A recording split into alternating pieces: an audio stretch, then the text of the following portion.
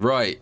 There has been a lot of talk recently about changes to Street Fighter 6 going forward. I made a video very recently. You can check that one out. I was talking about like the drive system, why it is difficult to balance, that kind of thing. This one is kind of like another thing that I see raised a lot. A lot of people have suggested that Street Fighter 6 in general should have a damage reduction. The damage is too high just across the board in this game. And I kind of want to talk about that real quick today because, yeah, it's a slightly controversial topic, I think, and different people have different ideas about how much damage combos should do in this game. And what motivated this was a clip I uploaded to Twitter a few days ago. A few days ago, I uploaded this clip, which I was playing some Aki off stream, and I landed a pretty cool punish, which I wanted to share with the world, which was this.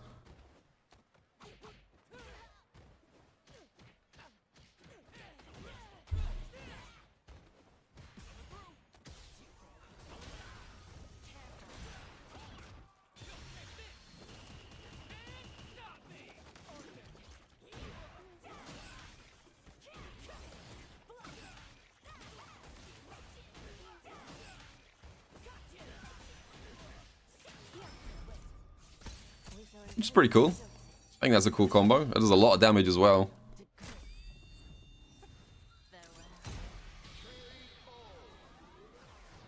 And you guys can't see it right now because I'm not logged in. But I got several replies to this talking about like, you know, Aki damage output. Like, this is too much damage. Like, how can Aki not be a top tier character if she's hitting 70% on a punish? And it kind of got me thinking about like, what is the right amount of damage for Street Fighter, and how much damage should combos be doing? And I realized that when people complain about damage outputs, they kind of conflate two different things. Let me explain something to you. Let me show you that combo that I just did in training mode, so you guys can actually see exactly what was going on there. So this is what I did, right? Okay.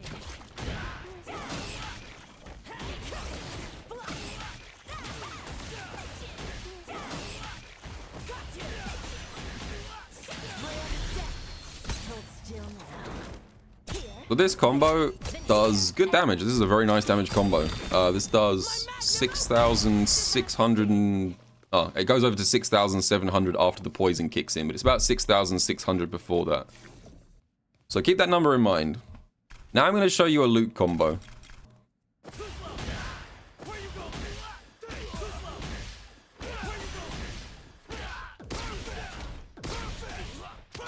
There we go. This is a standard Luke punish combo, and this does almost exactly the same damage, a fraction under 6,700. And I think one of these combos is acceptable and allowable and should be in the game, and the other combo should be significantly toned down in a balance patch. Bonus prizes if you can guess which one I think is fair and which one is unfair.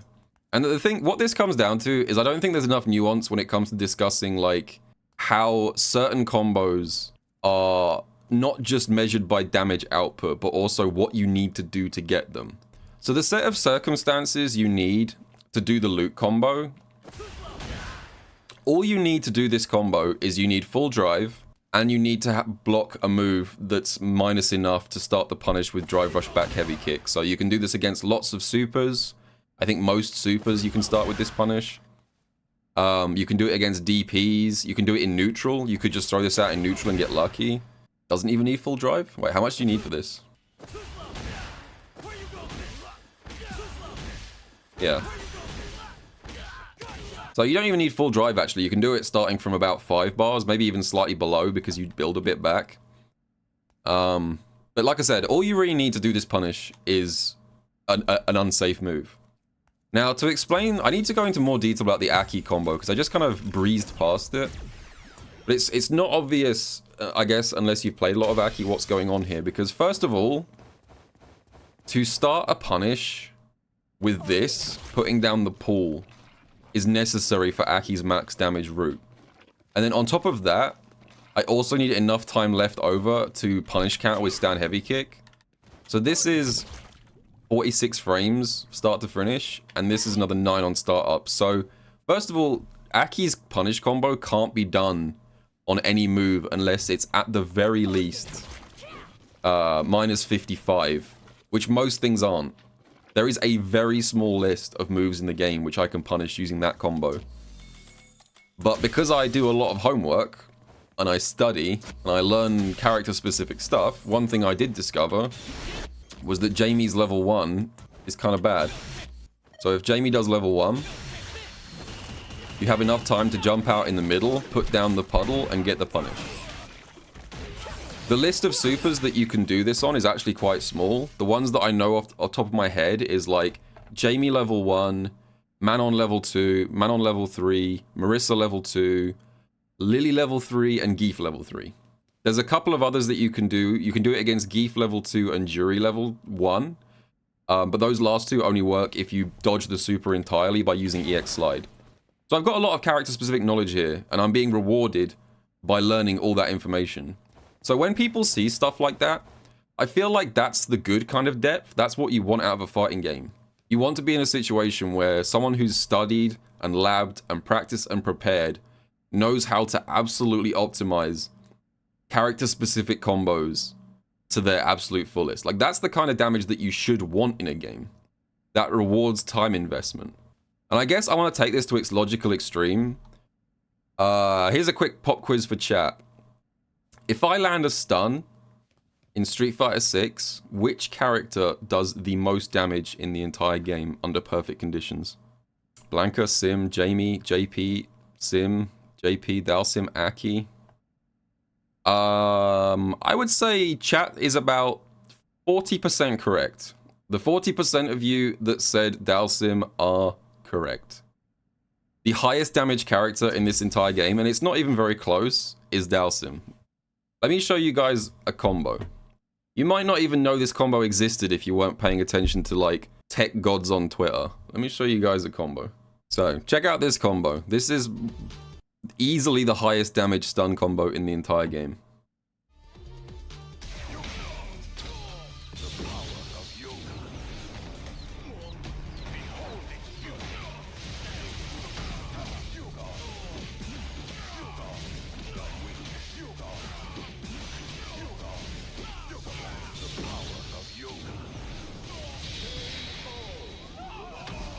7,460 damage.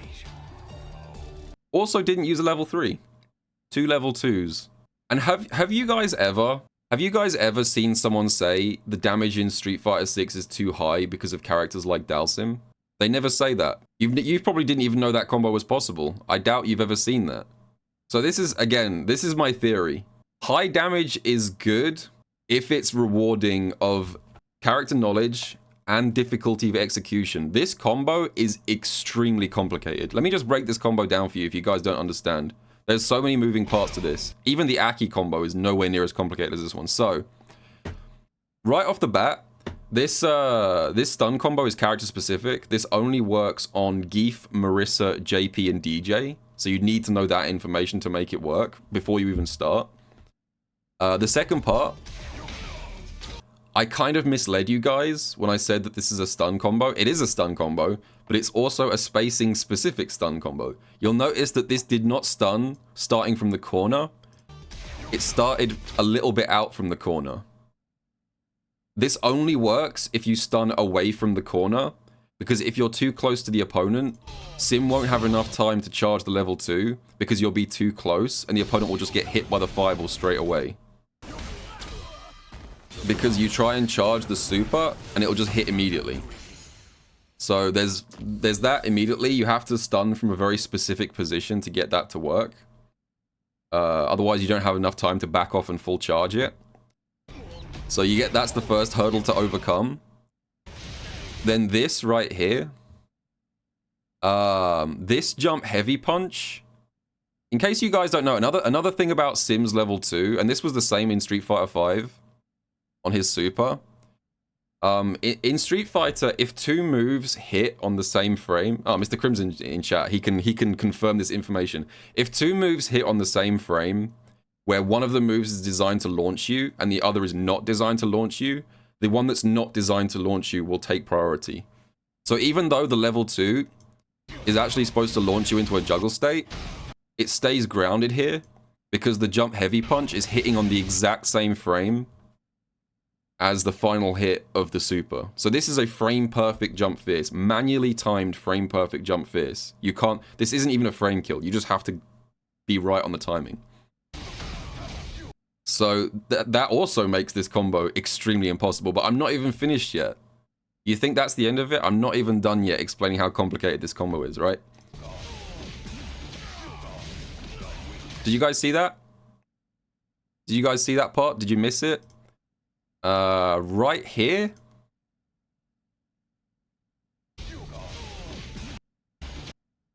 After this up fireball here, the yoga, what's it called? Yoga arch. To get the 2 extra drive rushes, you need to micro walk forward to build back a fraction of drive gauge. Otherwise, the next drive rush will burn you out. So after this fireball, he's actually walking forward for, I think, 1 to 2 frames before he presses this button. And I also need to mention, this button right here, the input for it is back plus medium kick. So you have to walk forward for 1 to 2 frames, and then on the next frame, you have to press back plus medium kick. There's very little room for maneuver. It's not an easy command normal to press. So he gets the micro walk into the back plus medium kick, which causes the drive rush here to not burn him out and leave him with like a pixel of drive, which is just enough for one last drive rush cancel. And to top it all off, all of those combo extensions, all of that depth, all of that complexity, that whole sequence builds you 1 bar of super. And because he had 1 bar left over, he just barely has another level 2 stocked right at the end of the combo, and you get 2 level 2s. Now, in my mind, that is one of the coolest combos in the entire game. I don't even like Dhalsim that much in this game, but I love complicated combos like that, where there's so many things that can go wrong, so many moving parts, so much character-specific knowledge. I think that's fine. Like, let me ask chat, do you guys think that combo should be removed because it does too much damage? Do you guys think that combo should be taken out of the game because it hits too hard? No, hell no, nope, no, nope, hell no, no, no, no. Of course, there's going to be a few contrarians that say yes, because I never ask a question to Twitch chat. So I guess my argument, my counter-argument to people saying that Street Fighter 6 needs a damage reduction across the board is that no, it doesn't. It needs targeted, specific damage reductions. So that's why I showed you the Luke example. Luke can do 6,600 damage from a BNB that you can learn in 5 minutes. That's probably too much. Dhalsim doing 7,460 damage from a combo that would take you probably 5 hours to land a single time is absolutely fine. So no, I don't think this game needs a general damage reduction, but I do think it needs character-specific targeted reductions. I think the most obvious characters that hit a bit too hard from like scrambles and stray hits right now is probably like Luke and DJ. Maybe JP as well. I'm not sure about Marissa. Marissa hits like a truck, but I sort of feel like Marissa, that's kind of her archetype. She feels like she was designed to hit like a truck. That's kind of her whole thing. Luke and DJ feel like their damage is kind of accidental, almost, that they weren't quite meant to hit that hard. So I don't know, maybe Marissa gets a free pass to kill you off like stray hits. But yeah, I think the most obvious outliers for damage reductions is like Luke, DJ, and JP.